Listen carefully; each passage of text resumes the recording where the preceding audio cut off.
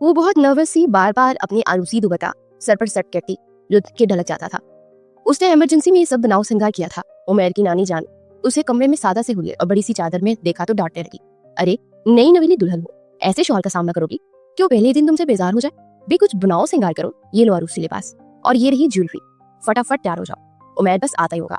और सुनो, तुम्हें उसका दिल लुभाना है, पूरी तरह तैयार हो जाओ। वो शरारत से आयशा की कान में सरगोशी करते उसे सुरख कर गई। अब वो इन्हें क्या बताते कि ये निकाह इन हालात नहीं हुआ था, ये महज एक कॉन्ट्रैक्ट मैरिज थी, एक मुआहिदा जो कि 2 माह बाद खत्म हो जाना था। उसका दिल एकदम से भारी हुआ, मगर नानी की ख्वाहिश के आगे वो बेबस थी। उसने उनके हाथ से वो भारी भरकम जोड़ा और ज्वेलरी ली और दरवाजा बंद किया। उसने जिंदगी में इतना हसीन जोड़ा कहाँ देखा था भला? उसने कभी ख्वाब में भी ना सोचा था कि वो ऐसा ड्रेस अपनी शादी पर पहन सकेगी, मगर ऐसी शादी भी ना सोची थी। नानी जी ने कहा था कि तैयार होकर मुझे दिखाओ। अब उसे ये हुक्म हर हाल में मानना था। वो जल्दी जल्दी तैयार हुई थी। पहली बार उसने मेकअप किया था और कुछ लम्हे खुद को देखकर मबहूत रह गई। नानी की नजरें उतरवाने के बाद अब वो बेड पर बैठी थी और उमैर आने वाला था। भला क्या सोचेगा? उसकी सामने उस वक्त पर्दे में रहने वाली अब यूं बेहिजाब हो चुकी थी। इससे पहले कि वो जल्दी से चेंज करती, दरवाजा खुला, वो अंदर आए। क्लोन की तेज महक एकदम से आयशा के दंतों से टकराई। वो मजीद हवास बाख्ता हो गई। थोड़ी देर तक कमरे में खामोशी छाई रही। फिर एकदम उसकी गंभीर आवाज गूंजी और आयशा को शय करके, ये क्या है? आखिर किसके लिए इतना बनाव श्रृंगार किया है तुमने?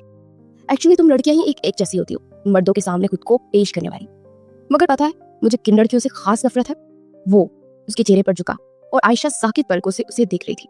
वो लड़कियां जो बड़ी पर्दादार बनकर फिरती है, मगर जब उनको मौका मिलता है तो सारे हिजाब उतार फेंकती है, मर्द की जरा सी शहक। मगर मैं तुम्हें बता दूं, मैं तुम्हारी इस हसीन शराबे से पिघलने वाला नहीं हूं। तुम मुझे यूं नहीं दबा सकती। ये सिर्फ 2 माह का कागजी ताल्लुक है, इसके बाद तुम्हारी शक्ल भी नहीं मैं देखूंगा। वो नखवत से बोला तो आयशा को अपना आप बेमोल लगा। कितना जालिम शौहर था इसका, चाहे कागजी ही सही। और उसे कहाँ चाह रही थी इस मर्द को लुभाने की? ये तो सिर्फ उसकी नानी की ख्वाहिश थी।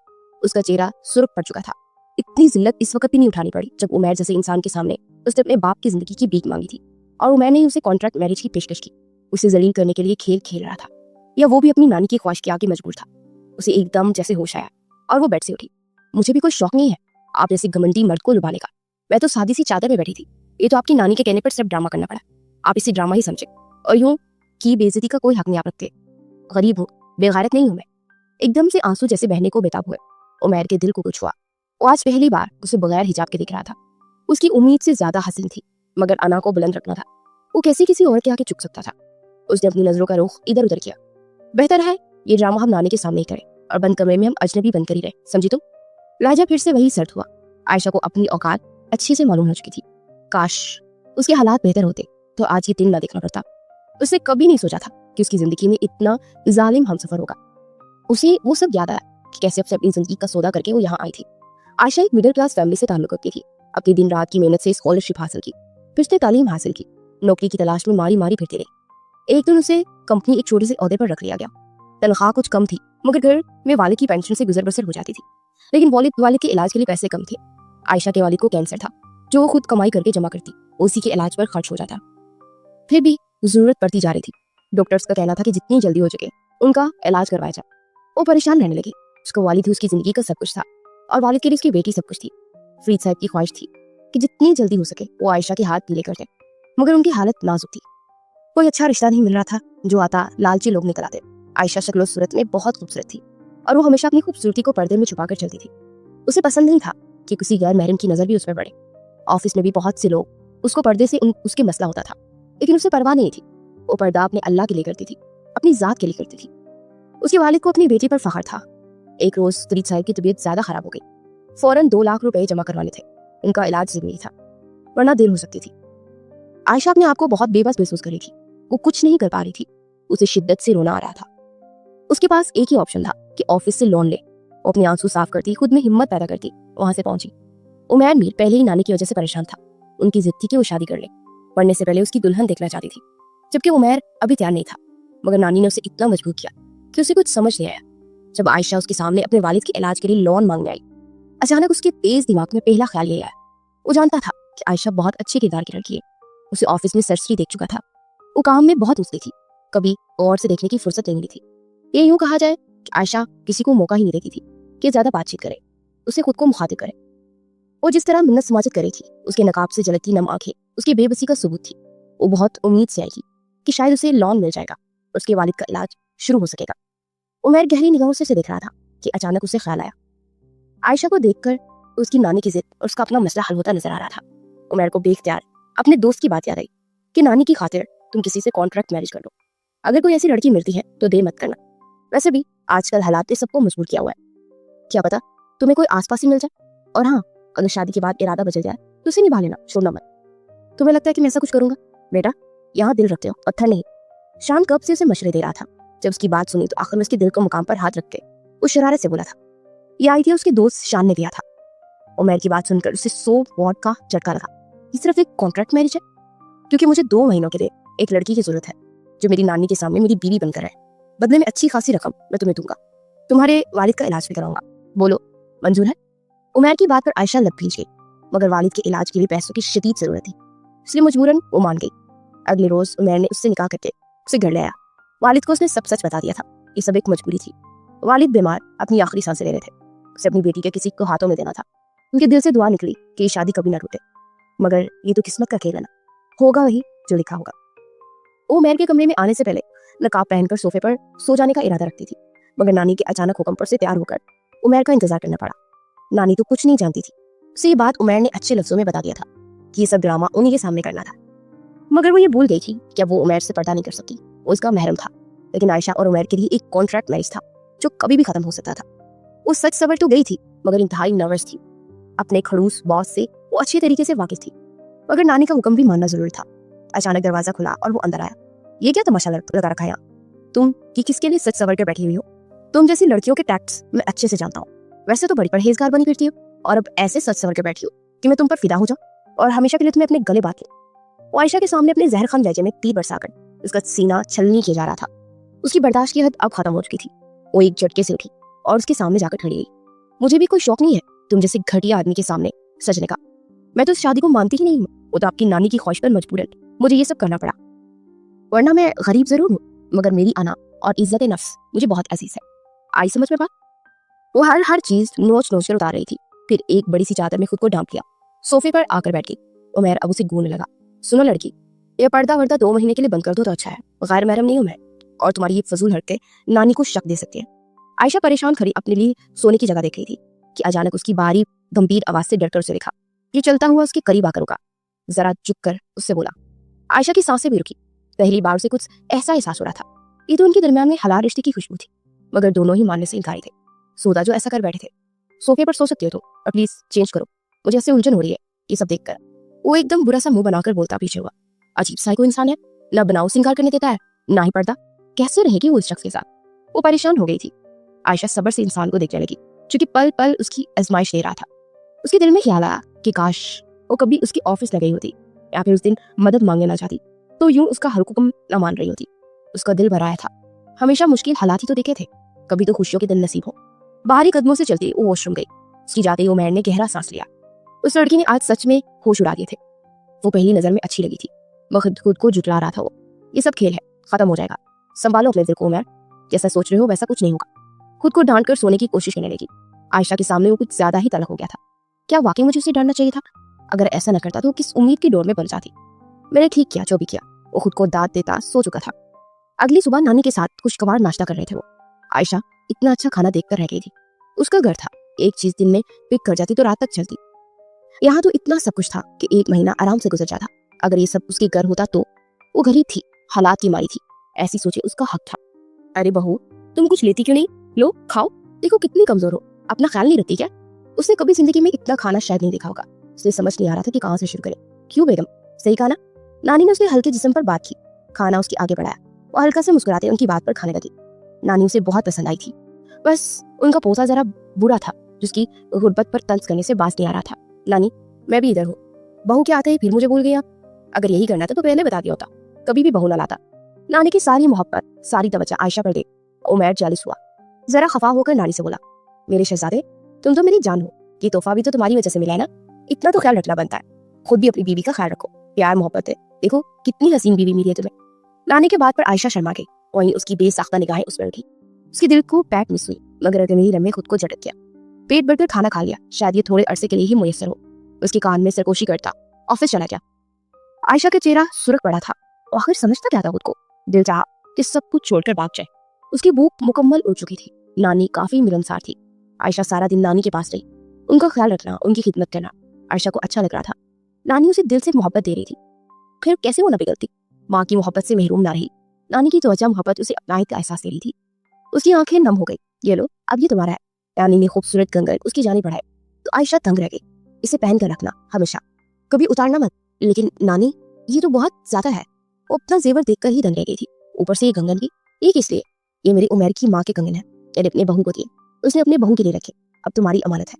नानी ने बहुत कुछ दिया इसे जेवरात जो उमर की माँ के थे, सब उमर का था। वो इकलौता था, उसकी बीवी को मिला था।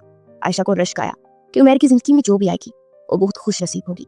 खुद को इस जगह नहीं मान रही थी, तभी तो उसके लिए किसी और का तस्वुर करने लगी। न जाने की दिल भर आया था। ये भी तो एक खेल था ना, एक सौदा था जिसने अपनी जिंदगी का कर बैठी थी।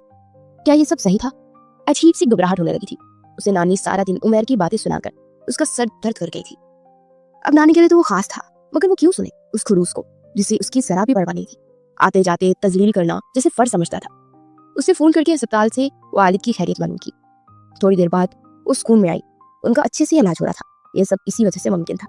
फिर कैसे ना वो इसके एहसान तले दबती, मगर न जाने की उस कॉन्ट्रैक्ट बेस्ड रिश्ते में बला की कशिश और ताकत सी थी जिसे वो चाहकर भी नजरअंदाज नहीं कर पा रही थी। उसकी हर बात जैसे आशा के दिल पर लगती थी। आजकल उसका दिल हर छोटी छोटी बात पर बढ़ाता था। किसकी इजाजत से पहले तुम्हें ये कंगन? मेरी माँ के है, एक खानदानी कंगन है, तो इसे पहनने का हक किसी खानदानी बहू का है। आयशा कमरे में बैठी टीवी देख रही थी जब थका हुआ सोफे पर आकर बैठा और वो फौरन उसकी कलाई उमर की मजबूत गिरफ्त में आई। उसे आयशा की हरकत पसंद नहीं आई थी, तभी गुस्से से पकड़ कर रोका। मगर जब उसकी नजर कलाई में कंगन पर पड़ी तो गुस्से से पूछा। आयशा उसके लम्स पर दर्पणों को संभाल रही थी कि उसके सवाल पर उसे रोना आया, जैसे वो कुछ जानता ही ना। ये सब कौन दे सकता था?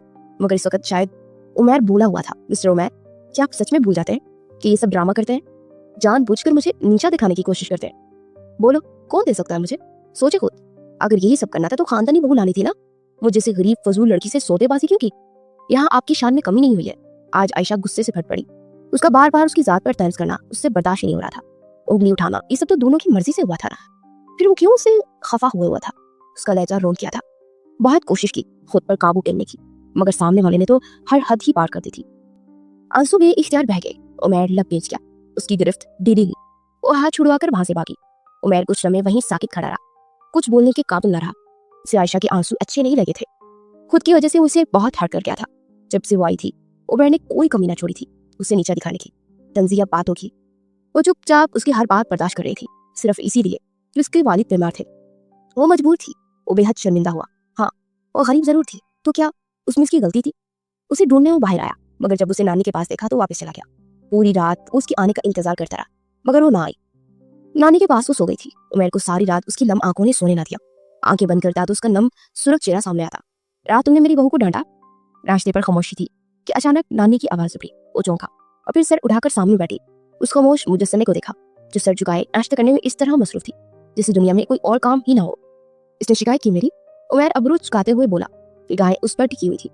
वो जानती थी कि वो किस निगाहों से उसे देख रहा है, इसलिए हिम्मत ना हुई कि खुद निगाहें उठाकर सामने देखे। मेरी बहू को घूरना बंद करो और मुझसे बात करो। इधर मैंने दिए थे कंगन उसे, तुम्हें क्या तकलीफ थी? अब वो इस घर की बहू है, उसका हक बनता है तुम्हारी हर चीज पर। आइंदा कोई मसला हो तो मुझसे आकर पूछना। नानी ने गुस्से में बहुत अच्छा सुनाया था। उमर सबर से लपेट गया। अंदाजा न था कि लड़की इसकी शिकायत लगा सकती थी, वो भी नानी से। वो चला गया। उफ, आयशा ने गहरा सांस पड़ा। नानी, आपने कुछ ज्यादा ही नहीं डाल दिया? ऐसा ना हो कि वो फिर गुस्सा हो जाए। वो डरी सहमी में बोली, अगर ऐसा कुछ हुआ तो मुझे बताना, ऐसे देख लूंगी। भला कोई अपनी इतनी प्यारी बीवी पर गुस्सा भी करता है? आयशा को उसके गुस्से की फिक्र सताने लगी थी। वो जानती थी कि जब वो आएगा तो वो बदला जरूर लेगा। रात वो नानी के पास नहीं जाना चाहती थी, मगर उसकी बातों ने उसे इतना गुस्सा दिलाया कि नानी नामक कोई था भी नहीं जिसे सुनता, उसे सहारा देता। एक ही हमसफर था, नाम का ही बस। दिल दुखाने में कोई कसर न छोड़ता। क्या हुआ, आप अकेली क्यों बैठी है? तभी ठीक है ना? उमर घर में आया तो सामने नानी को परेशान अकेले बैठे देखा तो खुद भी परेशान हुआ। एक नजर आसपास डाली, आयशा की तलाश में। वो कहीं ना दिखी। मैं ठीक हूँ, बहुत खुश हुई, मगर तुम मुझे ठीक रहने नहीं देते। क्या हो गया नानी, कैसी बातें कर रहे हो? अब क्या कर दिया? सुबह इतना डांटा, मन नहीं बढ़ा अभी तक? ये फिर से तो नहीं शिकायत कर दिया आपकी बहू ने? वो समझ गया था कि सारा मामला जब तक नानी माफ ना करे तब तक उसकी अदालत लगी रहेगी। खुशी से शादी करके लाए थे ना बहू, फिर इस लहजे में बात क्यों की?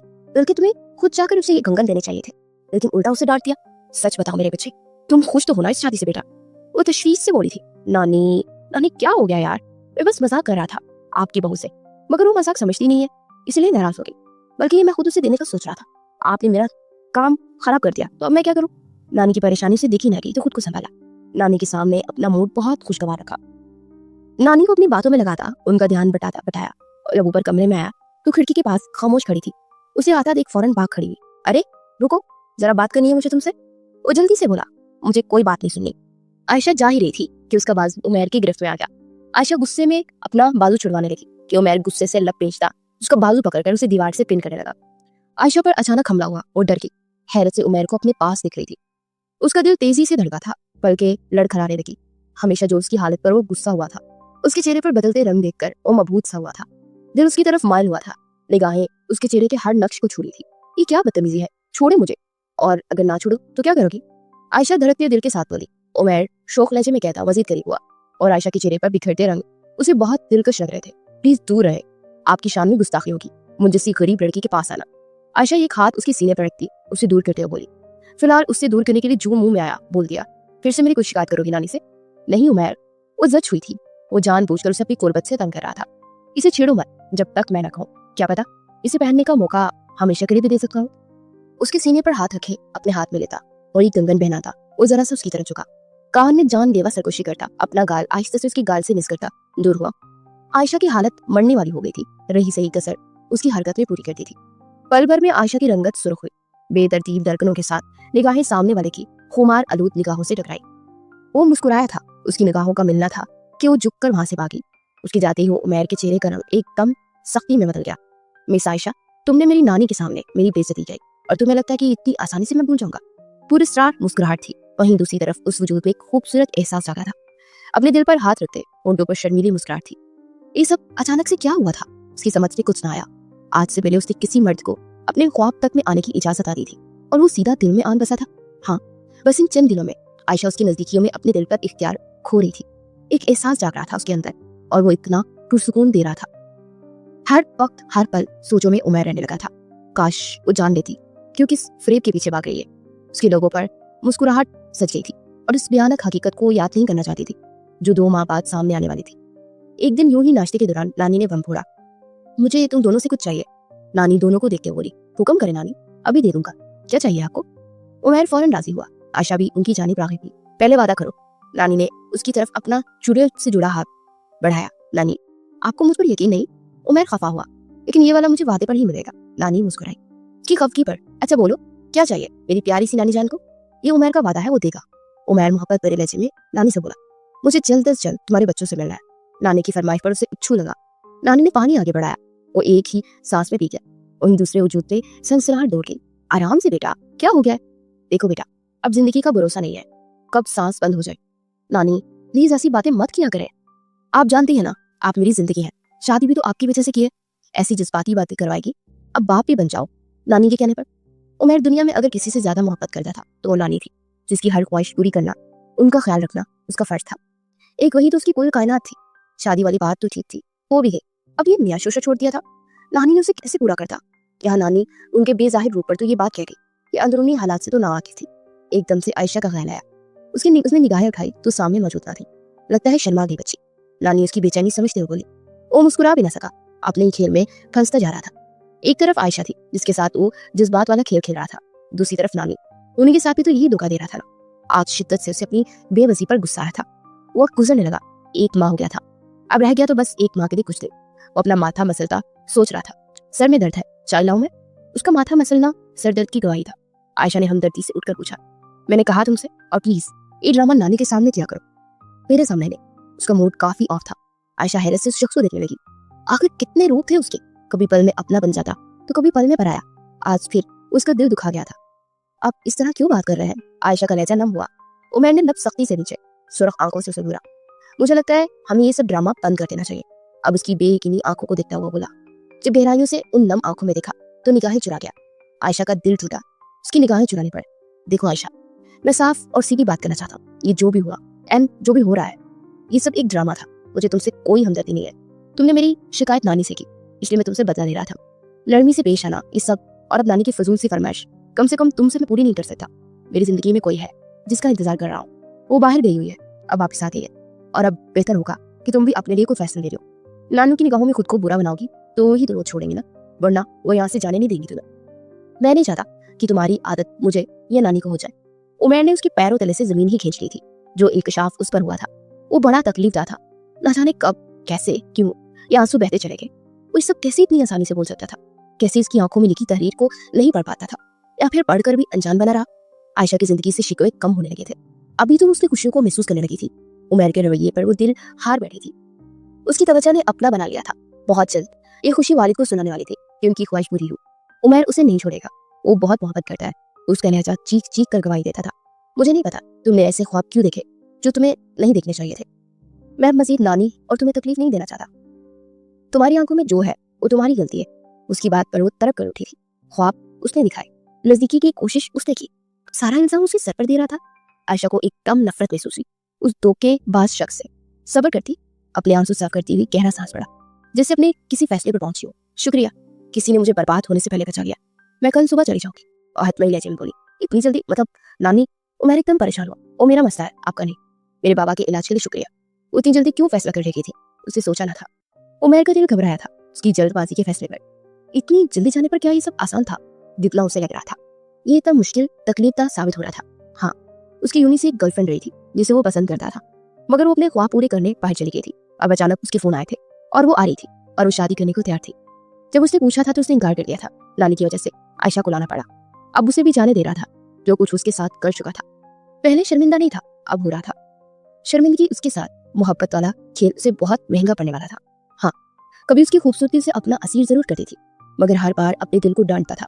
अपने ही जज्बात से अनजान बन रहा था और उस मासूम के जज्बात से खेलने में उसे मजा आ रहा था। आज उसके आंसू से तकलीफ दे रहे थे, मगर खुद पर जाहिर नहीं होने दिया। तो खत्म तो करना था ये सब। एक दिन होना था तो आज ही सही। क्या हुआ नानी, आप रो क्यों रही हैं?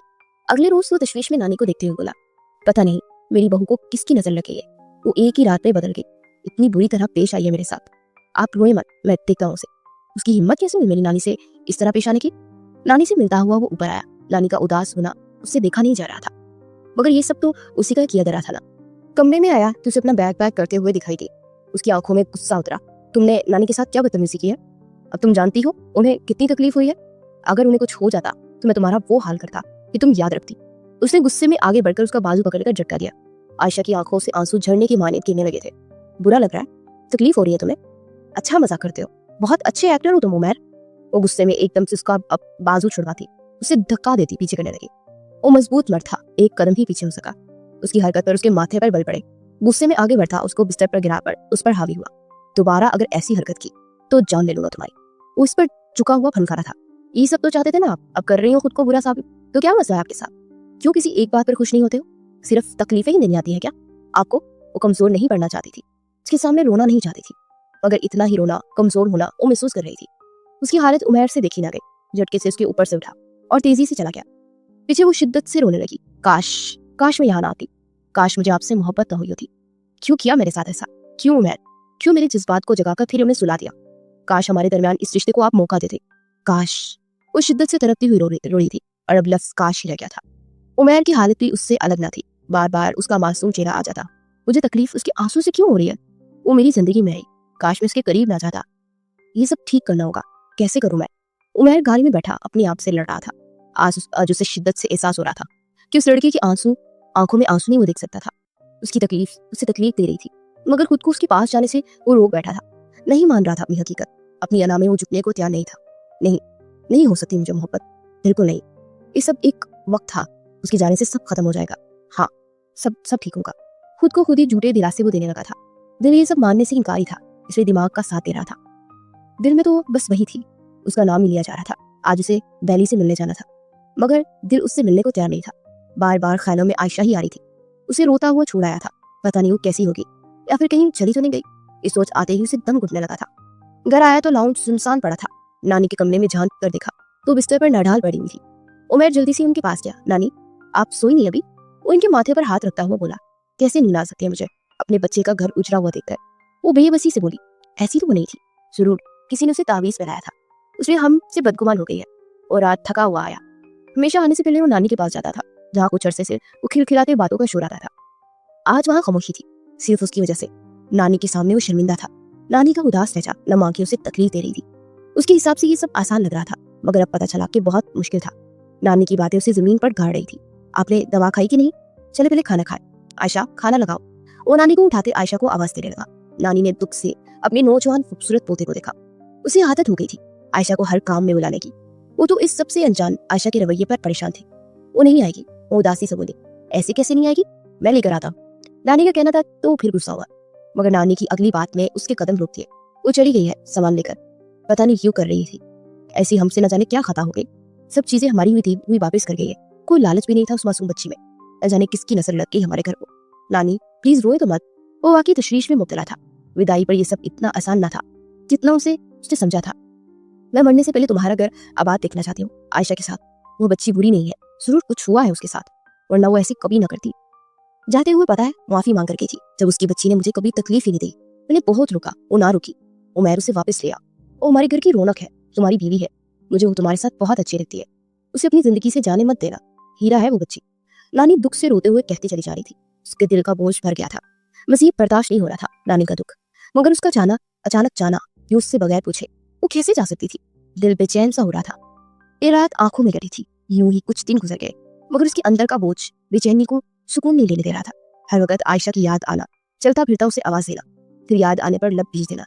नानी की हालत दिन ब दिन खराब होती जा रही थी। वो देख सकता था नानी उसके लिए परेशान है, आयशा को बहुत याद करती है। जब जब वो पास बैठता तब तब नानी के पास सिर्फ आयशा की बातें होती थी। वो मजीद बेचैन होने लगता था। अपने दिल की हालत जानकर अपने अपनी इग्नोर कर रहा था, मगर कब तक वो खुद से झूठ बोल सकता था। आयशा से मोहब्बत नहीं, वो इश्क करने लगा था। उसे उसकी आदत हो गई थी कि अक्सर इंसान की मोहब्बत से ज्यादा आदत जानलेवा साबित होती है, और वो बेसुकूनी भर जाती है जिंदगी में बेरंग सी। एक दिन नानी की हालत ज्यादा बिगड़ गई। उन्हें लेकर फौरन अस्पताल गया।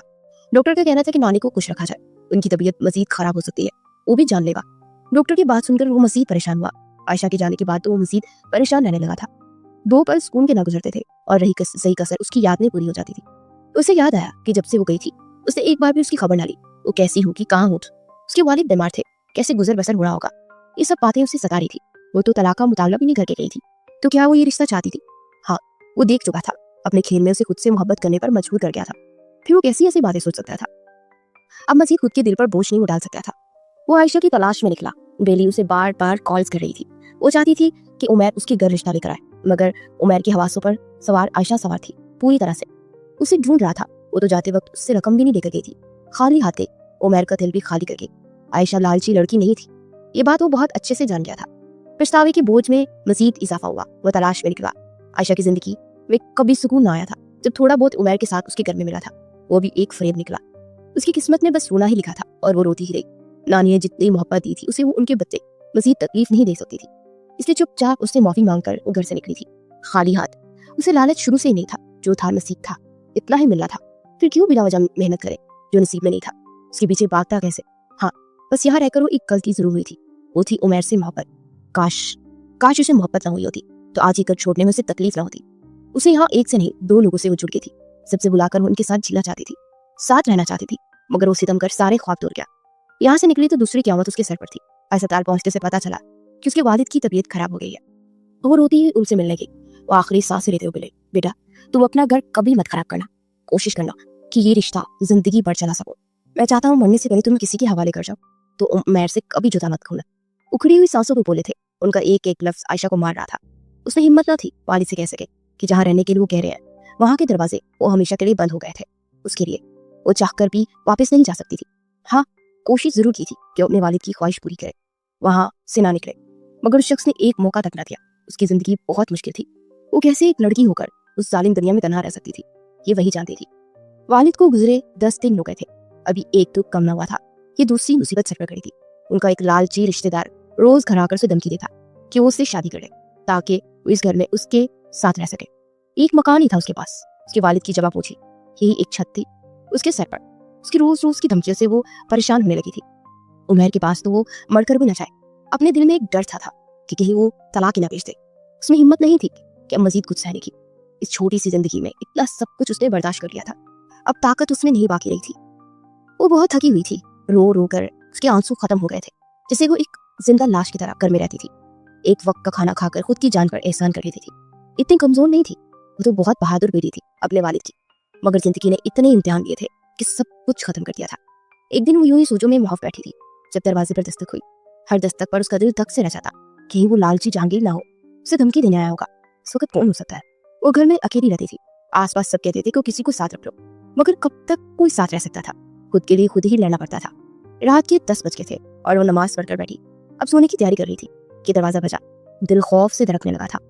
इस वक्त कौन हो सकता है? अकेली जान थी, नौजवान लड़की थी, उसके पास सिर्फ उसकी इज्जत ही तो बाकी थी। पहला ख्याल उस लालची शख्स का आया, मगर डर से भी तो काम नहीं ना चलेगा, पूछना तो पड़ेगा, आखिर कौन हो सकता है? हिम्मत करके बाहर दरवाजे तक आई। एक छोटा सा घर था, 2 कमरों वाला छोटा सा सेट, एक छोटी सी छत, मगर अपनी थी। आयशा, दरवाजा खोलो, मैं हूँ। वो ये आवाज लाखों हजूम में भी पहचान सकती थी। दिल जोर से धड़कने लगा, आंखें भर आई। दिल ने क्या दरवाजा खोलने का, उसे देखने का, जिसे अब याद आई थी। उसका सब कुछ खत्म हो गया और वो अब आया है, अगर क्यों? फिर एक खौफ सा दिल में आया, कहीं उसे आजाद करने तो नहीं आया? नहीं, वो ऐसा नहीं कर सकता। उसमें मजीद बर्दाश्त थी, वो अब कोई बोझ नहीं उठा सकती थी। दिल खौफ से हुआ, हाथों में लर्जिश हुई, कदम वही जम गए। आगे बढ़ने से इनकारी थे। क्यों आए हो यहाँ इस वक्त? चले जाओ यहाँ से, ये शरीफ मोहल्ला है। यहाँ आधी रात किसी के घर में आना उसकी इज्जत पर सवाल उठता है। वो खुद में हिम्मत पैदा करती, गुस्से में बोली, जितना अपने आंसू पर काबू रखती, वो बहते ही चले गए। दिल में शदीद दर्द की लहर उठी। काश वो सामने होता और उसको सीने से लग कर होती। आयशा, मेरी बात तो सुनो, जो बात करनी है तुमसे, और मैं कोई गैर तो नहीं ना। दरवाजा खोलो, अगर देर करोगी तो लोगों बातों करने का मौका तुम खुद दोगी। इसकी बात पर वो गुस्से में आगे बढ़कर दरवाजा खोलती, अंदर चली गई थी। उसकी हरकत पर वो ज़ेर लब मुस्कुराया, शुक्रिया का सांस लेता और अंदर आते दरवाजा बंद कर दिया। पीछे क्यों आए हो यहाँ? अपने अंदर के गम को दबाकर लहजे में वो बोलती, उससे बोली थी, मुझे अफसोस है। ये अफसोस आप सुबह भी आकर कर सकते हैं, इस वक्त आने की क्या जरूरत थी? आयशा उसकी बात काट कर सख्ती से बोली। लाख कोशिश कर दी, मगर अपने लहजे की नमी को वो छुपा नहीं सकती थी। उमर ने अफसोस से उसे देखा। ये वो चेहरा था जिसे देखकर उसे सुकून मिलता था। तो जब दूर हो रहा था तो बेसुकून था, और आज कोई पूछता उमर से कि सुकून क्या है, तो सामने खड़ी अपनी खफासी बीवी को देखकर दिल को कितना उसे सुकून मिला था। यही था वो सुकून। मैं माफी मांगने आया हूँ, वो नदामत से बोला। माफ कर चुकी हूँ मैं, मुझे किसी की हमदर्दी की जरूरत नहीं है, मैं अकेली खुश हूँ, आप जा सकते हैं। आयशा के अंदाज से गुस्सा था, नाराजगी थी, उसे बोलने का मौका तक नहीं दे रही थी। गुस्सा मुट्ठी बेचकर उसके माथे पर बल पड़े। मुझे बोलने का मौका तो दोगी क्यों? उसका हाथ पकड़ते हुए बोला, छोड़ो। वो भी गुस्से में आगे, अब नहीं छोड़गा। उसका लहजा हाथ नहीं था। आयशा को गुस्सा आया, आप खुद को समझते क्या है? तुम्हारा शौहर। वो तेजी से उसके करीब आते, उसकी कमर के गिर्द अपने बाजू का हल्का वाला था, उसे अपने सीने से लगा गया। उसकी इस हरकत पर आयशा की सांस रुकी। वो मजीद उसकी कमर की गिरफ्त तंग करने लगा। आयशा होश में आती खुद को उसकी गिरफ्त से छुड़ाने लगी। आंखों से गर्म स्याल बह रहे थे। उसकी कुर्बत उसे बुरी नहीं लग रही थी, उसमें उसे अपनाहत महसूस हो रही थी, उसे अपना होने का एहसास दिला रहा था। प्लीज मेरी बात सुनो आयशा, मैं जानता हूँ कि मैं बहुत बुरा हूँ, मुआफी के काबिल नहीं हूँ, और तुम्हें हक है मुझसे नाराजगी का, खफा होने का।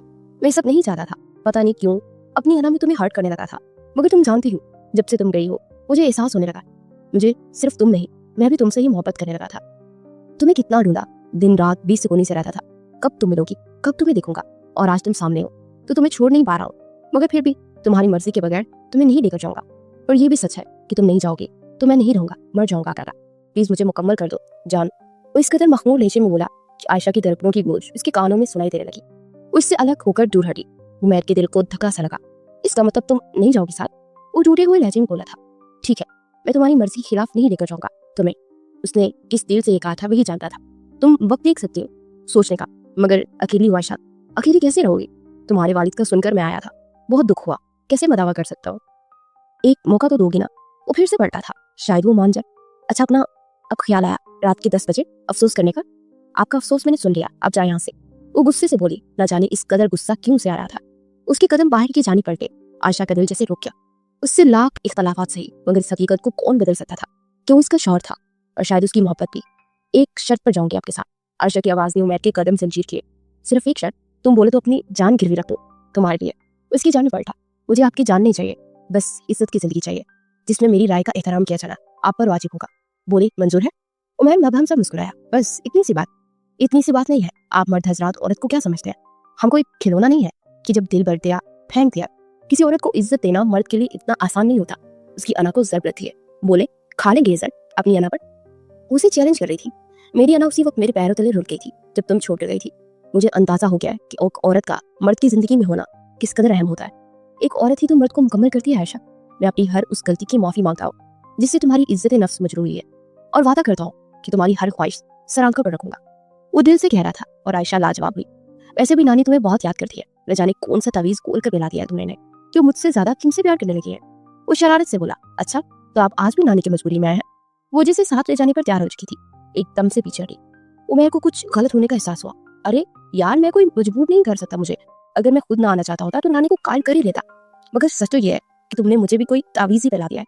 मेरे अंदर बस गई हो तुम। छोड़ नहीं सकता हूँ मैं तुम्हें। वो बेबसी से बोला था। उसकी मुस्कुराहट इस बात का सबूत थी और वो कायल हो चुकी थी। और उमर के लिए मुस्कुराहट हर चीज से ज्यादा कीमती थी। चले बेकर, दरवाजा उस तरफ है। वो शौक लहजे में उसका हाथ पकड़ता हुआ बोला। तो आयशा खिलखिला उठी। मगर आपकी उस गर्लफ्रेंड का क्या होगा जिससे शादी के लिए आप मरे जा रहे थे? उसे एक नया बहाना मिला। उमर ने सर पकड़ लिया। एक तो तुम बीवियां ना शक्की बहुत होती हो, उससे भी निपट लेंगे, तुम चलो तो सही। उसका हाथ मजबूती से थाम चुका था। वैसे भी मर्द को 4 शादियों की इजाजत होती है। वो आंख दबाता फिर से उसे तंग करने लगा। आपका गाल मेरे दाएं हाथ से ज्यादा दूर नहीं है। अब मैं बहुत अच्छा थप्पड़ मार लेती हूँ। वो भी शरीर हुई थी, जानती थी कि उसे तंग कर रहा है। अच्छा, आप शोहर पर हाथ उठाओगे? तो वाह, क्या जमाना आ गया। नानी को मैं शिकायत लगाऊंगा। एक बार कर तो चलो। वो आपकी बात का यकीन नहीं करेंगी, वो मासूमियत से बोली। उमर को जी भरकर उस पर प्यार आया। उसे गाड़ी में बिठा चुका था। अच्छा, नानी की फरमाइश पूरी करने बारे में क्या इरादा है आपका? क्योंकि मैं तो पक्का इरादा कर चुका। उसे अंदर तक देखते हुए बोला। तो आयशा मजीद सिमट गई। जितना आपने मुझे तंग किया है ना, उतना अरसा मैं आपसे दूर रहूंगी ताकि आपको एहसास हो। और अनूठेपन से बोली थी, ये तो घर जाके पता चलेगा।